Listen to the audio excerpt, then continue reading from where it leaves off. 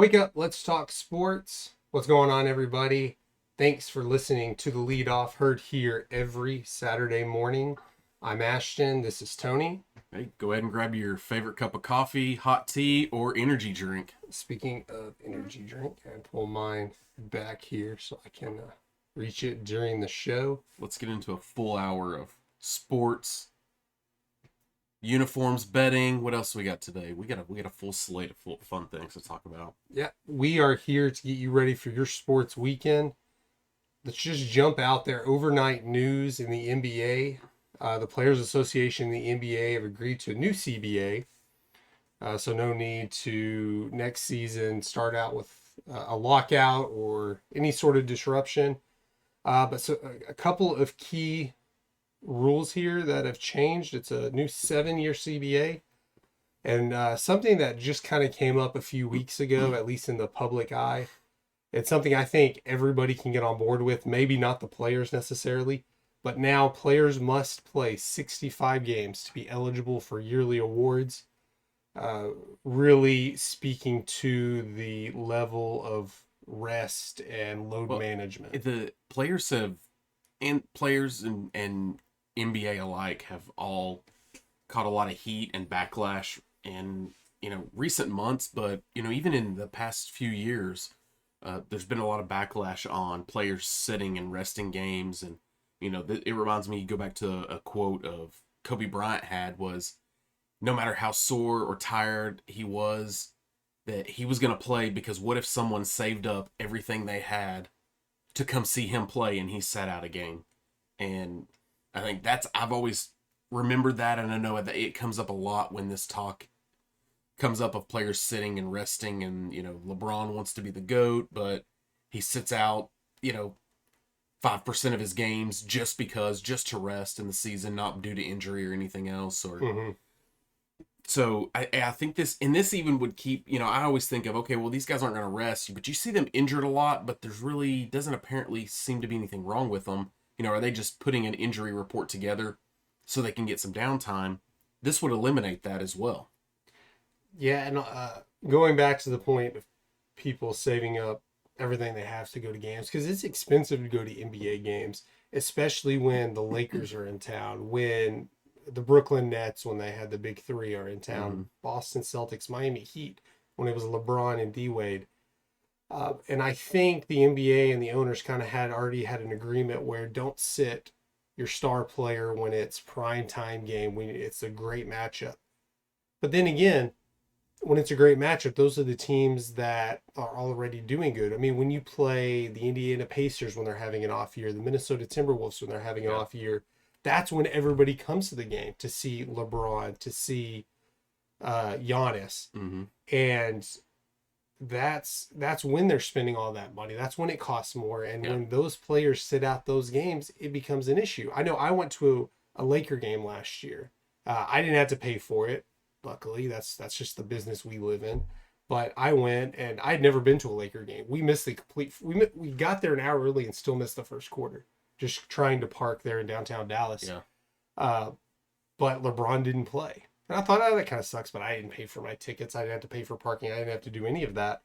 But I can imagine the amount of it, because what a normal ticket to just any game, at least for the Dallas Mavericks, probably $20. Without a deal or a special night or whatever, $20, a cheap ticket. For that ticket I checked that night, it was $80. $80 would probably get you in the lower level at most games. So I can only imagine you have a family of 4, you take your kid, forget about food, parking is probably about $20 if you can't find it cheaper and walk a mile. It's a big deal. And I think that's what the NBA's side of it is. I don't know that the teams necessarily care that much. Nobody's going to stop supporting certain teams because they save up all this money. They buy their tickets in advance. No, and they're going to the game regardless. It becomes tough. I mean, especially if you're going to do this for your kids or your family. You would do that. I mean, I had the luxury years ago when LeBron was in Cleveland and they came to Dallas. I was able to take my son to that game. So we were able to get tickets that were lower, and we were able to see LeBron up close. And that really is an exciting thing to know that you're seeing greatness, and you could say, yes, I got to see him play in person. and he really is what he says he is. Yeah. So this is good. This is good for basketball.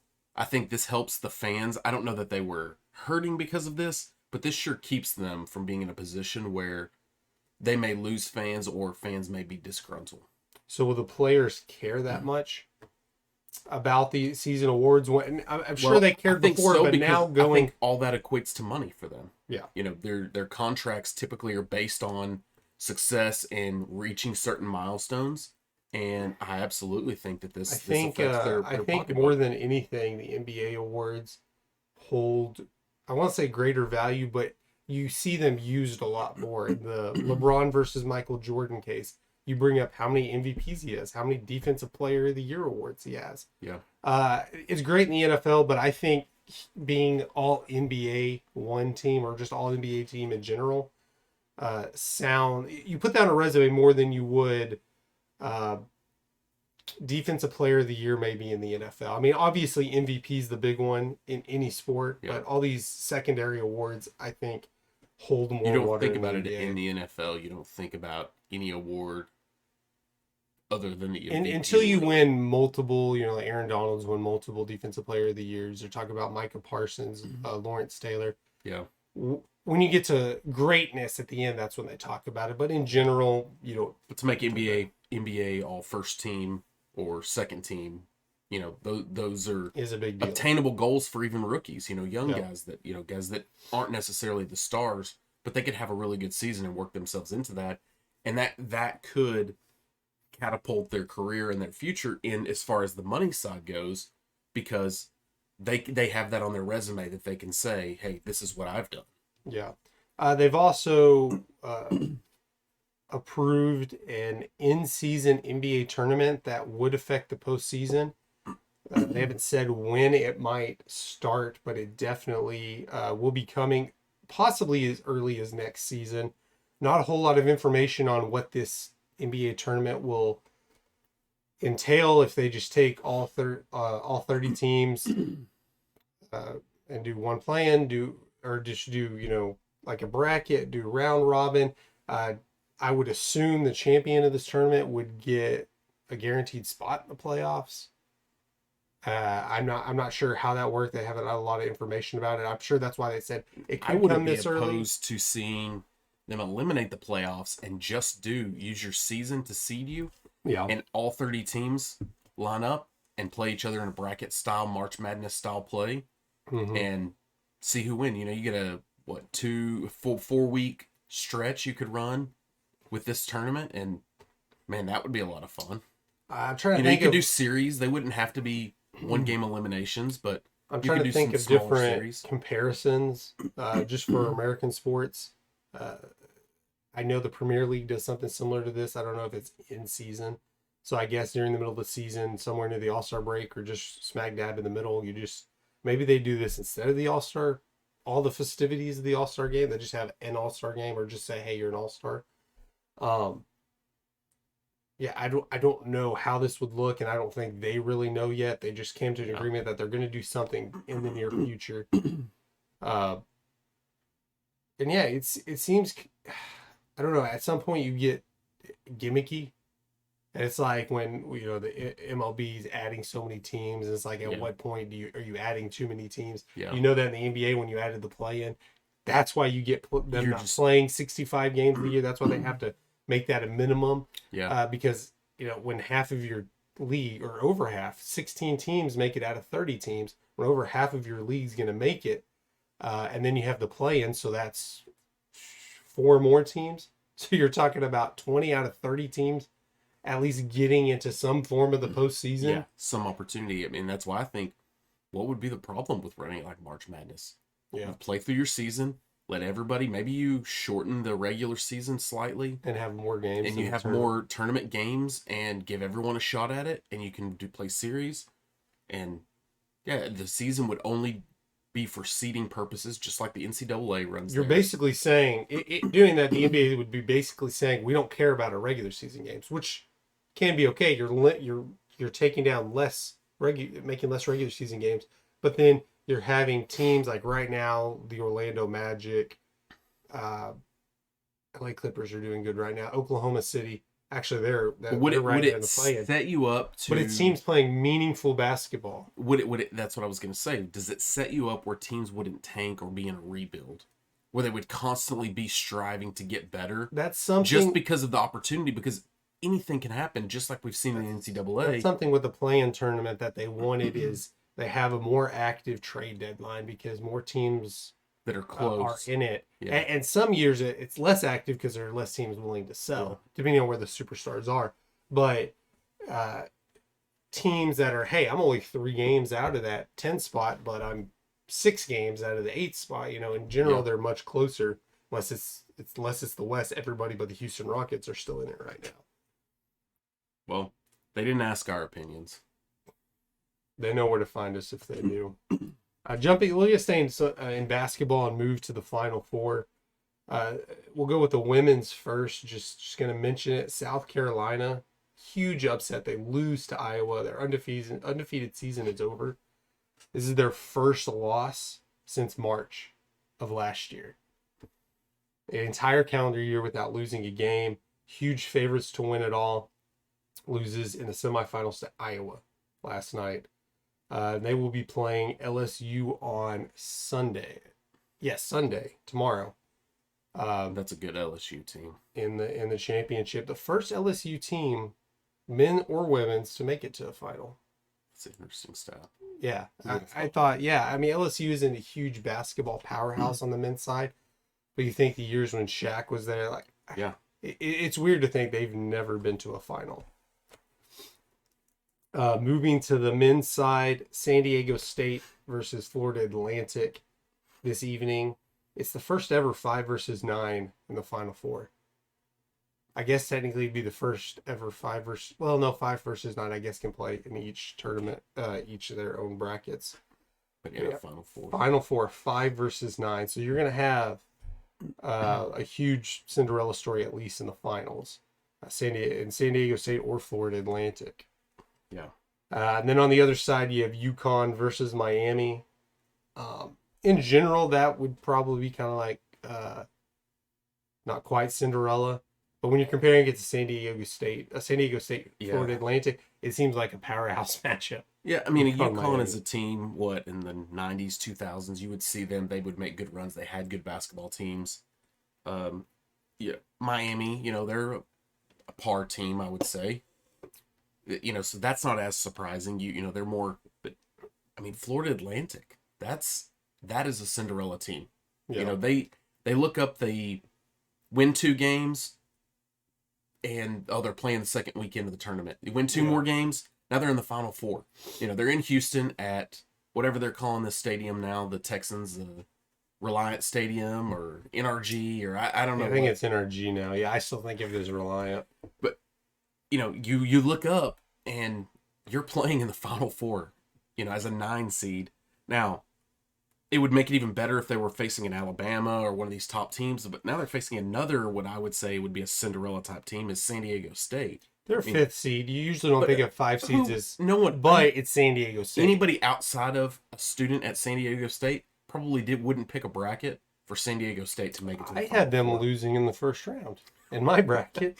That's just because I always pick a 12 to beat a 5, and that's just the matchup I picked. Yeah. But yeah, they're not a Power 5 team in the Mountain West. Yeah. And that's interesting. Another thing you just think of, San Diego State, Florida Atlantic, that, basketball is a little different, and, you're talking Power 5 status, but I'd have to go back and look. When's the last time you had a Final Four matchup that didn't involve a Power 5?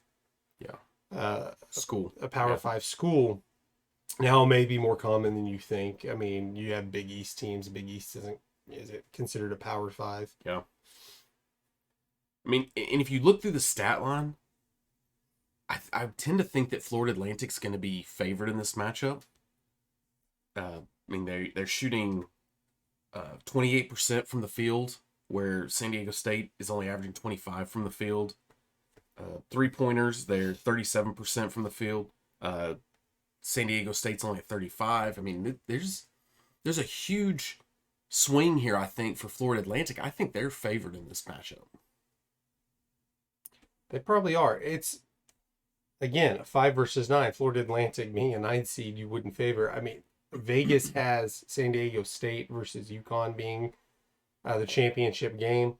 But then again, San Diego State's only really favored by 2.5 points right now. Yeah. But what's 2.5 points in a basketball game? Yeah. As is, if you get much more, I know when they start talking about 7 or 8 points, it's considered a blowout when you're in terms of betting and favorites. But that's nothing, especially when you're talking about. I think we're looking at a closer matchup between Miami and UConn. Stat wise, stat lines, I think these guys, they go back and forth in the stat lines. I think that's going to be a really good game. And you could actually watch that game tonight, on ESPN, I guess it is. Is that what they're... Probably CBS, actually. Yeah, being the Final Four. Yeah. I mean, Dan Hurley, UConn coach. But both of those games... It's definitely his first Final Four coaching. I mean, this was the first year he won a tournament game, and he was kind of on the hot seat there for a while, and then breaking through and making it to the Final Four. What's interesting here is I read a stat that if you would have placed a $20 bet on this Final Four matchup, these four teams, if you placed a $20 bet, you would have made $4.4 million. If you would have bet that this would have been the Final Four matchup, you'd probably be banned from casinos. They would.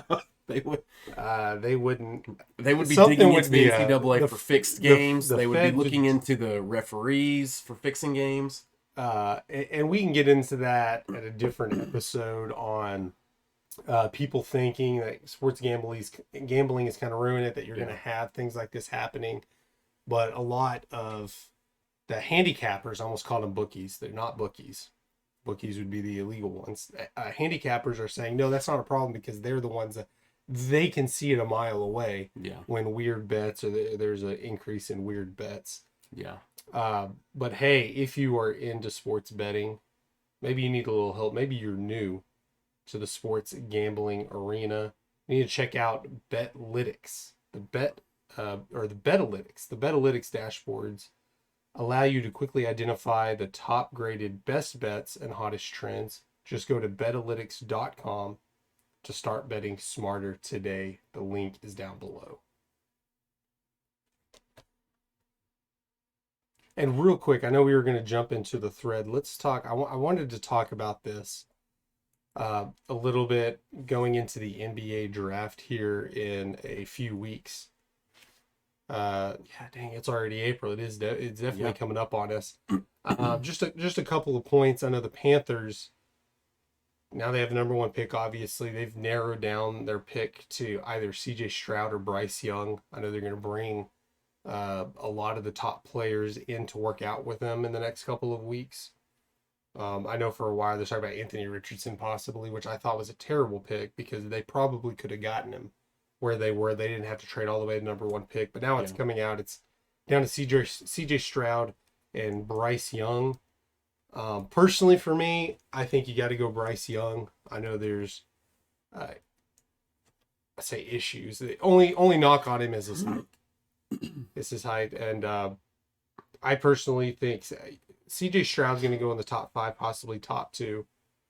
It's just with me, it's hard to pick a quarterback who's from Ohio State, but somebody from Ohio State, USC, one of the power football schools, who has all the talent around him, who doesn't necessarily see the best defenses game in and game out because they're playing a lot of Miami of Ohio or something. I don't know if Ohio State plays. It's kind of like a Duke men's basketball player transitioning to the NBA. Yeah, they just don't come in as superstars like you thought they would, like they dominate in college. Yeah. They come out to be very solid players, but not the stars. Not like what you're saying here. Can CJ Stroud be this franchise quarterback and take the Panthers all the way? I just compared it to Justin Fields, another Ohio State quarterback who I remember watching him in the semifinals going against Trevor Lawrence and Clemson, making some of the best throws I've ever seen. Just outrageous, athletic, accurate throws. And then, I mean, playing for the Chicago Bears, not a whole lot of help there. They have gotten him help for moving forward this upcoming year. But that's exactly what I'm talking about. You go from all the talent in the world around you to none of the talent, and not a lot of quarterbacks can hold that out. And that's why they're not talking about CJ Stroud like they talked about Trevor Lawrence. I know Bryce Young's going to go in the top. I don't know if he's the number 1 overall. Do you have a number 1 overall quarterback at 5'10" being picked? I mean, a sub 6 foot quarterback being picked number 1 overall. I mean, obviously things have changed when you talk about Drew Brees, Russell Wilson. I don't know exactly how tall he is, but he's one of the shorter quarterbacks.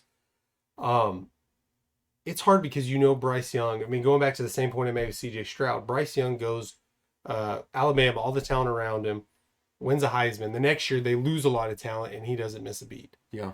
So I think even playing at Alabama, though, there is a huge transition from the NCAA and the NFL. The speed of the game is different.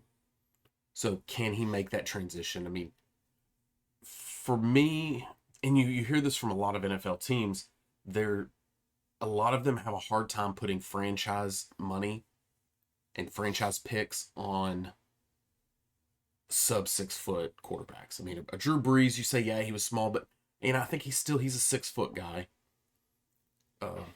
You're talking about CJ Stroud 6'3", Bryce Young's 5'10". I mean, the Texans need anything they can get. I think as a number 1 overall pick, I think CJ Stroud's the pick for the Panthers. I think it's a done deal there. So what's the main issue with shorter quarterbacks? Well, you have offensive linemen that are all 6'4", 6'5". That's the main thing. So how tall? I don't have this information in front of me. Like I'm trying to put anybody on the spot or say, hey, this is my proof. But how tall are the linemen at Alabama? You think they're at Alabama? Every single one of those are probably NFL players. The thing is, you have to look at from the college perspective is that these guys are system players. Mm-hmm. Have we seen? I mean, outside of a Jalen Hurts, have we really seen an Alabama quarterback come out and be the same thing? Have they been dominant? Tua, I would say, I don't think he's the answer in Miami. I don't think he's everything they try to make him out to be. They're sure running with him, and they're going to try to make it happen. And you could even argue that Jalen Hurts, maybe going to Oklahoma really helped him. That was quarterback U. They've put out some outstanding quarterbacks in the past. Yeah. That maybe that was a huge asset to him to leave Alabama and go there and help develop his game to prepare him for the NFL. Now, not taking anything away from Jalen Hurts, he's an outstanding, probably on track to be one of the best quarterbacks to play in this league. Yeah. Alabama, I mean, even going back, A.J. McCarron. But then again, Alabama hasn't had a quarterback projected to go this high or projected to be a star as much as Bryce Young has been projected. Either way, I think we both agree it's going to be C.J. Stroud, Bryce Young, 1, 2. No particular order. It's going to be one of those two. Houston, I think takes whichever one doesn't get picked number 1 overall. A lot of different mock drafts are coming out recently that have been different than previous ones, even saying maybe the top 5 picks are quarterbacks. I could see that. I think the one with Hendon Hooker going 5, which I think is ridiculous. I think Hendon Hooker is a top, maybe number 2, second round. I think with the Lamar Jackson mess going on there with the Ravens, I think they pick Anthony Richardson. Yeah. At number 4, and then at 5, I think the Seahawks may take a run at Jalen Carter. I think he does stay in the top 5. And that was the other thing is Jalen Carter's been dropping in mock drafts. Obviously, issues. He did plead no contest, misdemeanor charges of reckless driving. That case is done. It's not dropped, but it's over. It's done with. Nothing else is going to come from that. And he did struggle at Georgia's Pro Day, which helped him. I mean, didn't help, but it forwarded him more to drop in the draft. And right now, projected by most people to go to top 10, maybe top 11. I think Seattle, I think that helps to solidify as they're rounding out their defensive line. Yeah. I think he's going to help solidify their defensive line. And you have the Eagles have 2 first-round picks, and they have a number 10. They have the number 10 pick. Yeah. I could see the Eagles taking him. I So think they probably, if he falls into the spot, Nolan Smith from Georgia, mhm. he would be an edge guy that they may pick up there. I think that's a big need for them Yeah, and as they look to restructure that defense, and they lost their defensive coordinator. So there's going to be some changes in the Eagles defense. I think they go defense heavy in the draft. mhm. And you know, 2 points I just brought up. Is it the chicken or the egg? Which came first? Is Jalen Carter dropping mostly because quarterbacks are moving in the top five, or are there 5 projected quarterbacks go in the top 5 because Jalen Carter kind of moved out? I'm not sure this is a very top heavy quarterback draft. Um, Between C.J. Stroud, Bryce Young, Will Levis, Anthony Richardson, I think those are home run picks regardless. I don't think they're going to be busts. I'm not saying they're going to be Hall of Famers or anything, but I think you have. I mean, the worst, not the worst one out of there, but the biggest risk out of there, I think, would be Anthony Richardson, just because he doesn't have a lot of playing time. He played I think 13 starts is what he has, and it's hard to compare it to Bryce Young, who started multiple years, Will Levis, who started multiple years. There's something to be said for those 3-4 year starters. Although I think what you've seen talent wise, what he can do, we're talking about Richardson. He's going to go top 5. I believe that's a risk worth taking. I think when you have a top 5, again, going to my draft mentality, if you have a top 5 pick and you don't have your quarterback outside of your quarterback getting hurt, that's why you have the top 5 pick. You always go quarterback just because of the value you're going to get from it regardless, because you're paying top price, top money to a top 5 pick. Yeah. That the value's there because you're paying quarterbacks now $30-40 million a year. And let's keep an eye excuse me. Let's keep an eye on the Tennessee Titans as we get closer to the draft, and maybe even on draft day. See if they don't try to move up to pick a quarterback as well. We could see them maybe trying to move up and take one of these guys we're talking about, or even Will Levis from Kentucky. See if they may pick him up, but I think they're going to try to make a move to go for a quarterback as well. Will Levis, personally, I think his draft stock should drop. He should move down far in the draft, just because how he takes his coffee with mayonnaise. Yeah, I heard that and I thought it was a joke at first, but he legitimately. On that, should hurt your credit score. I've heard that and I haven't tried it, is to add a little bit of splash of orange juice in your coffee. And that's it helps, it would activate like a creamer type. I don't know. We'll have to try outside of going to Starbucks where I'll order my drink. I don't do anything with my coffee. I drink black coffee in general. Yes, it's terrible. I'm used to it, but it works. But orange juice, I can see it's at least a breakfast drink. But I can't imagine. I mean, it's a drink. It's a liquid. Putting mayonnaise, which there's no history for mayonnaise being mixed with any drink, not even alcoholic drink that I know of. But yeah, but I'd still take him, comparable to Josh Allen. What about, let's talk a little bit of Cowboys. They've been hot in this offseason. Yeah. Do we think they're going to take Bijan Robinson? That's been the big talk. Will he be there for them? I don't think he's going to be there. I think, personally, again, going to my draft mentality, I don't think you should draft a running back in the top 10 because of what you're going to pay them in general. But he is arguably the best player in the draft, skill-wise, where he plays. There's been some mock drafts that have him in the top 5, possibly the top 10. It depends. Like I said, if you go back to the Seahawks, who have 2 first-round picks, the Eagles, who have 2 first-round picks, you can spend your first-round pick on that, on a running back type. So we talked about possibly Jalen Carter going to the Eagles at number 10. Yeah. If I was the Eagles and at number 10, I might draft Bijan Robinson just because you have another first-round pick. The only issue is they really need to spend those first 2 first-round picks on defense. Yeah. And they have to rebuild that defense. I think they're going to be focused there. I don't think it's enough need for them, which I'm 100% for. You draft the best player available no matter what the need is, but especially in the first round or an early pick. But the Eagles they want to recap the season they had last year and try to make another Super Bowl run. they're going to do that. They're going to have to rebuild that defense. They're going to have to beef that thing back up for what they lost in the offseason. And the Cowboys, they're looking and could the Cowboys try to make a move to trade up if they feel like he may go?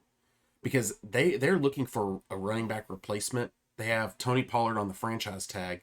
Coming off an injury. We don't know how. Can they get him signed before next year, or could they see Tony Pollard walk next year, and then what's the answer? So I think their thought is, and what the rumors are, is you draft Bijan Robinson now, and that's your that's your running back for the future, and you're preparing, which I think he'll have an immediate impact this year. And you saw how they ran the offense last year with Ezekiel and Tony Pollard, that two-headed monster. I think it worked well for the Cowboys. I think that's going to be the same route they're looking to take with Bijan Robinson there. I think he would definitely be an upgrade at the position. I mean, even if Pollard's on 100% when he comes back, Pollard Bijan is going back to Pollard Zeke's rookie year. And I think Bijan may even be better than that. Yeah. You absolutely have to take him if you're the Cowboys, if he's available at 26.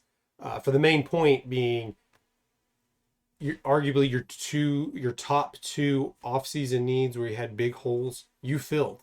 Yeah. And Stephon Gilmore at cornerback, and Brandon Cooks at receiver. Now, you're looking at what are your biggest need right now is probably left guard. Yeah. If you can draft a Pro Bowl caliber left guard in his rookie year, that would be a home run pick. But you have options there, whether you want to, put Terrence Steele there. Honestly, I think leave Terrence Steele where he's at. He's coming off injury too. You don't want him messing around with a new position. Yeah. Tyron Smith, whatever you're going to get from him, 10 games, hopefully, is where you're at. Probably more like 6 to 8 games. But I put Tyron Smith back at left guard and at left tackle, and Tyler Smith at left guard because he's practiced some. You saw him mess around with playing left guard. I think if Bijan Robinson's there, you draft him, you can mess around with the offensive line. And then defense, interior defense, you're talking about defensive tackles. I think that's our second need. You could probably get a good player there later in the draft. Well, back to the running back. If the Cowboys draft Bijan Robinson, is that a plane ticket out of town for Tony Pollard? Do you keep 2 young running backs? Do you pay 2 young running backs? Because eventually you're going to have to pay Bijan Robinson. Do you pay Tony Pollard what he's probably going to want? You don't, because he's not going to want anything less than $10 million a year. So I think this nothing franchise less than tag, 12. and unless you don't draft Bijan Robinson, Tony Pollard, they're probably going to try to work a deal to bring him back next year and in future years on another contract. Let's see how depending on how he plays off the injury, it's going to be different, making him the main running back. I know if you talk about carry-wise or touch-wise, he was right up there with Zeke. It was about 50-50, but he wasn't the main guy. He wasn't starting every single back. Yeah. There's going to be a difference there. We'll see how he does and then how much money he wants. Bijan, that's a whole nother story. I don't know that you pay him a second contract. It depends how you use him. If you run him to the ground like Ezekiel Elliott, yeah, he may not be. But then again, I say 4 years from now, 5 years from now, where's he at? But he's probably going to want a contract extension 3 years from now, like Zeke did. And that's how I think that dictate to me, that shows what the Cowboys, the moves that they should be making is they need to make a hard run for Bijan Robinson. You bring him in, you plan on him being your future back. You see where Tony Pollard's at this year, and which I would have to assume he's going to want a big contract, you just have to let him walk. You stick with Bijan Robinson, and then you look in 2 years to draft another. And I think and we've seen that in the NFL. You just have to have these revolving running backs.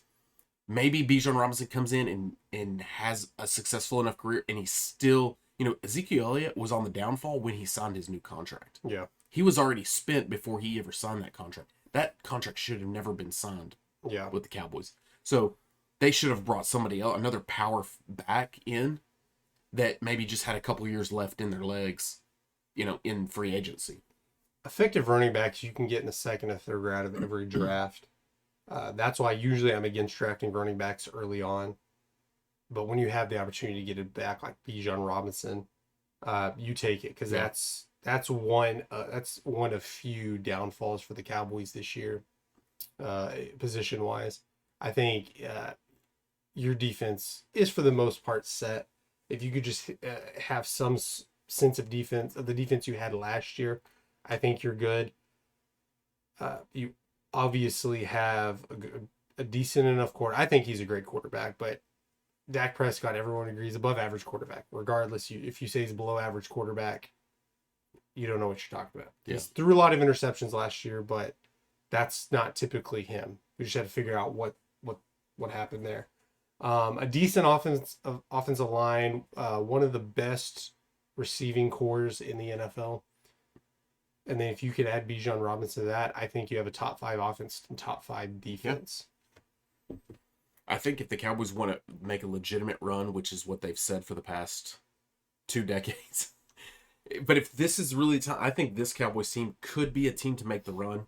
Now, are there questions in Dak? Obviously, yes. But we've seen tons of teams make with lackluster quarterbacks, with at par at best quarterbacks, that have made it to the Super Bowl and won Super Bowls. You look at someone, the Buccaneers with Trent Dilfer, a Joe Flacco. I mean, those guys are not superstars by any means. They're solid quarterbacks, but not superstars.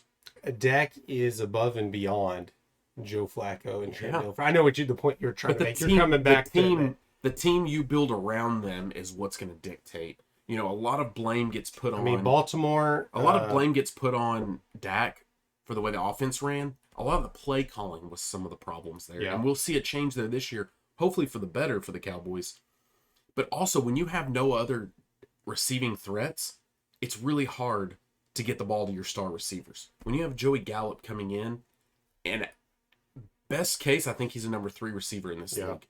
Maybe even he's a number 4 guy. I don't know that he could say was not healthy, the number 2 guy they were looking when for. he could say healthy, Michael Gallup was a great receiver when he's a good third option. You had Amari Cooper, and you had CeeDee Lamb at number 2.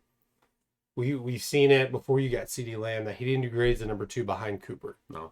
And last year he didn't do great, although a lot of injury concerns. And he's coming back from injury, so you obviously don't want him as your 2 receiver. I think. Which you bring in Brandon Cooks, which is a good pickup for them. And personally, I think you're in about a 2-year window for the Cowboys, depending on what you can mess around, because you have Dak regardless for the next couple of years. You can't trade him, cut him. There would be no point in that unless you're tanking for the next 5 years. You're not going to be able to get a different quarterback. You're going to have to pay CeeDee Lamb probably next year. Micah Parsons, who knows if he wants his paycheck next year. You're going to have to pay a lot of players, and maybe they can finagle and buy a couple more years out of that, depending on if those players sign somewhat team-friendly deals. Yeah. But you have a window right now where you have a great defense, borderline great offense, and let's just see I'd be happy if they draft a left guard in the draft. I'd be ecstatic if they draft Bijan Robinson. Outside of that, I don't know what other. I mean, they put themselves in a position where they can draft best player available. Yeah. In general, they don't have to stretch just to draft a need position. No, because any player they can pick now will be effective in any position, whether it's running back, even if they were to pick up another receiver, could be a 3rd receiver for the team. Just because they filled that position at cornerback, they filled that position at offensive receiver. Line, defensive tackles. I mean, you could pick up a linebacker, a safety. That might be a need that the Cowboys do have. But some fans say quarterback. I think at this point you pick best available at every position throughout the entire draft where you're at, and you build some depth on this team. And draft Hendon Hooker if he goes past the 3rd round. Why not? I don't think he'll make it that long. Some experts have him going number 5. So you want to transition into some MLB? Opening day 2 days ago. Today we're gonna have every team play again. They started a weird thing where everybody plays on opening day, and then half the teams played yesterday, but everyone's back in action today. Yeah. I mean, I think we can start right here in Arlington, our hometown. Rangers on opening day took care of the Phillies. An odd win. It was an odd win. Who expected that the offense, that the bats would bring you to that win with the pitching we brought in. That DeGrom didn't have his best outing. I mean, he did have 7 strikeouts and not quite 4 innings. Weird stat. He played for the Mets in the NL East, so he was no stranger to the Phillies. In his entire career, I don't remember how many at bats it was, but it was in 400 plus. He had given up 1 triple to a Phillies hitter. And then in the 3rd inning, opening day, he gave up 2 back-to-back triples. So and gave up 4 runs. Not a great outing for him, but his velocity was there. He was in the triple digits a lot of times. Like I said, he had 7 strikeouts. I'm not worried about it, but yeah, the bats definitely came alive. The bats brought him through. DeGrom didn't have a terrible day. I mean, some of the base hits that he was giving up were dinks and dunks. I mean, these guys they weren't just lighting him up. That stadium is not a pitcher-friendly stadium. Yeah. I mean, in terms of home runs, it is, but it's not hard to stretch doubles to triples. Yeah. In Globe Life Field, it's pitcher-friendly. Like, you're not going to give up a ton of home runs, but that's just because there's a lot of area around there, and if you give up little dinks in certain parts of the ballpark. Yeah, they can hit into the deep corners and that's where singles turn into doubles turn into triples. Yeah. And let's not forget, this is the defending NL champs. A team who had never, entirety of last year, didn't give up more than 7 runs, and they gave up 11 runs to the Rangers. So, in the first game. Who would have thought the Rangers right now atop the AL West after 1 game? A little over, let's... Is that a stretch? I mean, you have Rangers and Athletics at the top of this division. The Athletics, man. It's soon to be Las Vegas Athletics is my call. But if we're going over exaggerations or early on dramatics, San Diego Padres are 0-2. So the Colorado Rockies. Yeah. Those some pick as the favorites in the NL to go to the World Series. Probably competing with the Yankees for the biggest team salary. Back to Oakland, did you see this Anthony Rendon altercation with a fan? Where apparently it wasn't in Oakland, was it? Yeah, it was in Oakland, was it not? You're nowhere near the fans in Oakland, though. You got so much the fans, foul line. The fans, it was right where the players leave the dugouts. That makes sense. Going into the locker room, and I guess apparently a fan called him something, and he wasn't happy, and they got into each other's face at the railing. Anthony Rendon grabs the fan's shirt and is pulling him into the railing, and then they're going back and forth. And then as he lets go of the guy, he takes a swipe at his head. So we'll see what Major League. I haven't seen that it's been announced of any fines or suspensions with that. But I mean, absolutely, that was a wild event. I mean, the season's just started. Just remember, reminds me. I don't remember who the pitcher was, but a Rangers pitcher throwing a chair into the stands and hitting one of the Oakland fans. I just remember their bloody nose, and I mean, you don't think of Oakland fans in general because the team's just so bad they don't spend enough money. But you got to remember that's where the black hole was, Oakland Raiders. So that's just when you think of the Philadelphia Phillies or the 76ers, that's Philadelphia Eagles fans for the most part. So you don't think about that in transition between sports and fans. So it gets a little wild there. And I can only imagine that you, as a fan of the Oakland A's, you'd be drinking a lot. In one of the worst franchises in baseball, not necessarily just performance, because they have some weird years where they do really well. Yeah. But they don't spend any money. The owner doesn't really care to spend money because they can't get a new stadium. The stadium's just awful. They don't want to upgrade it. They're just in that weird sense. That's what I'm saying. They're going to Las Vegas sooner or later.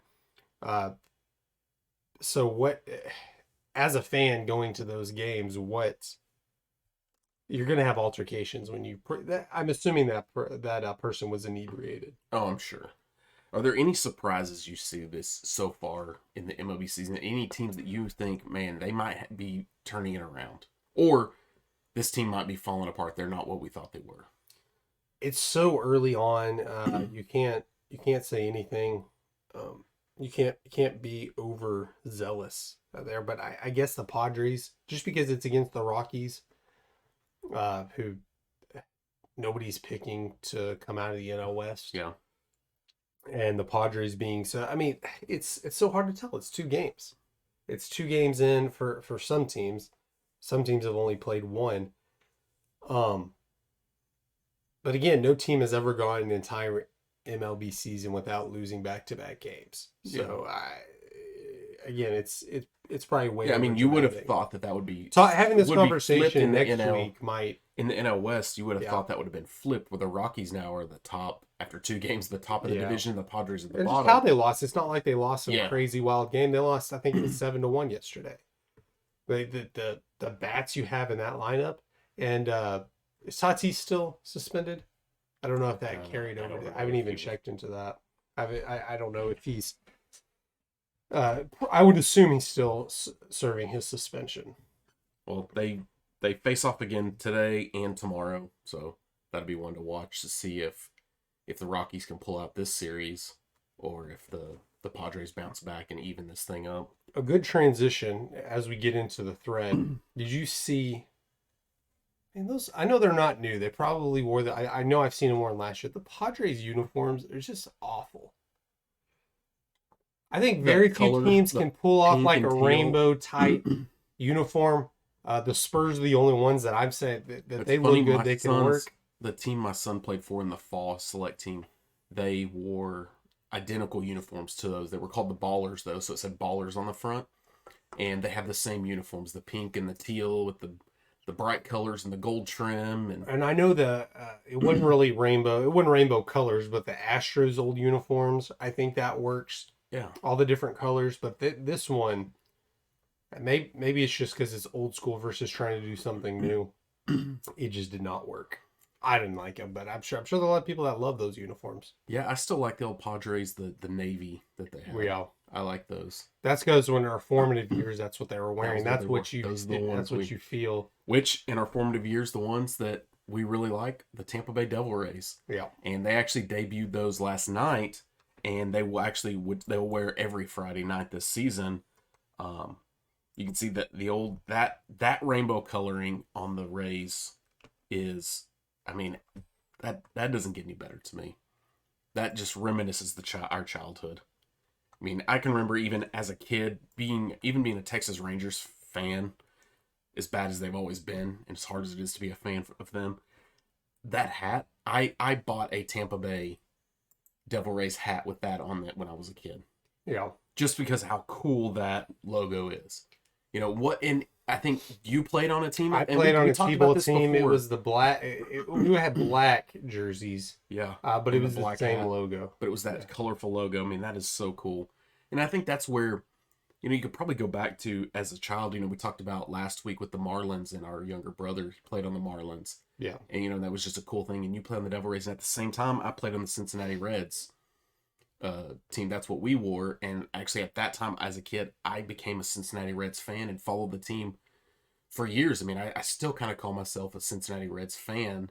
Yeah. As hard as it is to watch their games because, they're not televised locally for us. But I think those are things that are formative, like you said, that resonate with you when you're a kid. And those are the things you start to, and seeing all the uniforms now, the way the teams are rolling these back out, that brings back kind of some good childhood memories and some fun times as a kid being at ball fields and following these teams. And man, I love to see this. And last night the Marlins wore theirs as well, because they're wearing theirs every Friday night. Yeah. So these throwback uniforms. So I like it because it's kind of like that off-white. yeah, Like the Rams wear it. I don't like it when the Rams wear it. They call it, I think, bone white. yeah. But it works well with this. It's not I that think it's bright, baseball. crisp You're white. thinking like old uniforms. We're talking about the new styles of uniforms don't look like we think they should. I guess everyone's entitled to their own opinion, but we're talking about new school versus old school. Baseball, old school usually works when you're talking about uniforms, and I think it looks like a maybe not grungier, but an older style. I wish that they would switch from what they are now. I'm not a fan, excuse me, of the Devil Rays or the Rays. They're not even Tampa Bay anymore. They're Tampa. I mean, Tampa Bay is not actually a city. Yeah. It's an area. Tampa is the name of the city. But I'm not a big fan of The Tampa Rays does not. their current uniforms. Well, they're not even. I love these uniforms. They should go back to these. Are Where they the black even really like Devil Rays anymore? Isn't Rays like It's just Sun Rays. Rays? Well, I know the team name is I don't Rays, even know. but just looking at the uniform, it's like, is it Sun Rays? It's They taken still that- have the tank with the Devil Rays in there. But they've taken that away out of the logoing. Yeah, I think they should go completely back to this. I think having the Devil Ray, the Ray across the Stingray across the chest there with Devil Rays, the coloring goes great. You know, I can remember them wearing these with the black tops, the purple tops, and white. It looks great. The grays. Which, speaking of the grays, you know, a lot of teams, and I think the Rays have done, they're going away from there because, as we talked about before, the teams are down to 4 uniforms. Yes. So They have a several gray, teams, a white, one of their colors, and then a lot of This teams do the alternate. powder blue. but they're going with an alternate, or they can have their City Connect or alternate. The Rays have actually gone away from their grays. They're not going to wear their all grays this year. They're going to wear the navy top with gray pants on the road. Then they have the white, the regular white, this white as their alternate. And I don't know the third one they have. I guess maybe they would do the dark top. They with have the white like pants. they're. It's not quite powder blue, but I don't mind those colors. I think the color scheme works on their new uniforms, although it's powder blue colored with like purple as their logo. I don't mind there, but I think they kind of implemented that blue when they were still the Devil Rays, and then they kind of just transitioned out of it.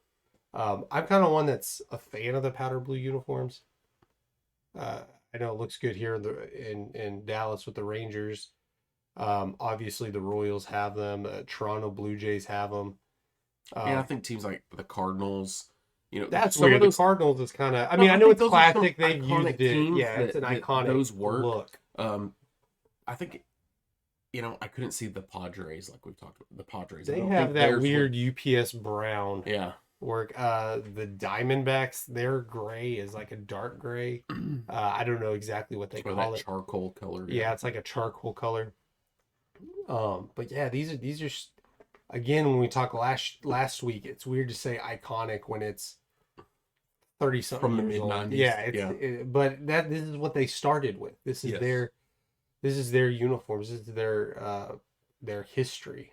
Yeah, I think this by far, I would put this, and we're going to get into that, you know, throughout the baseball season. We'll come up here in a few weeks. We're going to start ranking MLB uniforms. And I would say these are going to challenge any other uniforms for best in the MLB. I think they will. Are we going to rank these alternate uniforms? We're going to rank everything. Everything. We can rank all MLB uniforms. We do whatever we want. It's our show. You can bring them in. You can even bring back some that they're not wearing currently. We're going to rank all-time MLB uniforms. Maybe we do that next week for the thread. That sounds really cool, but that's going to take some time to research uniform because I can only think of a couple off the top of my head.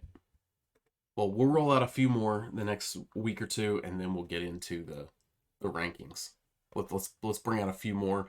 You've got a few teams that are going to be debuting uniforms this month.